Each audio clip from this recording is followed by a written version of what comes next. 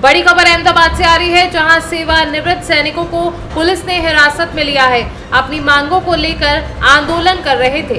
गांधीनगर सेवानिवृत्त सैनिक कर्मियों ने विभिन्न मांगों को लेकर देश भर में कई आंदोलन और प्रदर्शन किए हैं।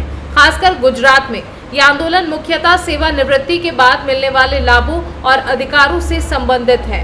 गांधीनगर में कुल सेवानिवृत्त 11 सैनिकों को हिरासत में लिया गया है, जिसके संबंध में उनका कहना है कि वे आने वाले दिनों में इस आंदोलन को और गति देंगे।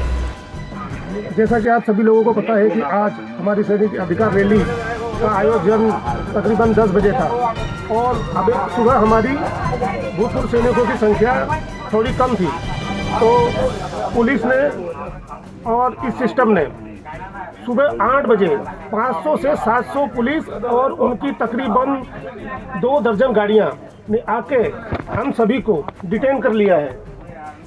ये देख लो, वीर नारियों को भी डिटेन किया है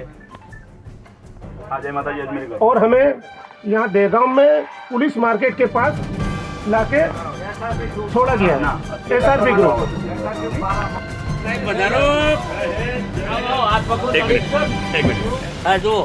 આ જોઈ લો આપણે 1971 ના વોર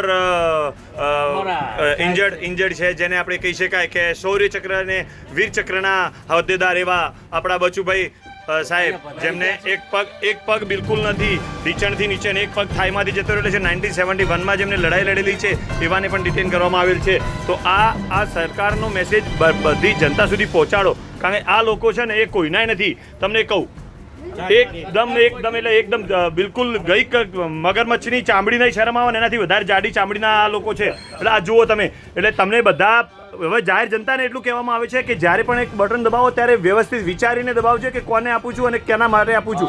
આ માજી સૈનિકોની, આ જો આ વીર સેનાની છે અમારા, આ 1971ના યોદ્ધા છે, એમની સાથે જો આવું થઈ શકતું હોય તો બીજાની સાથે કેમ ના થઈ શકે।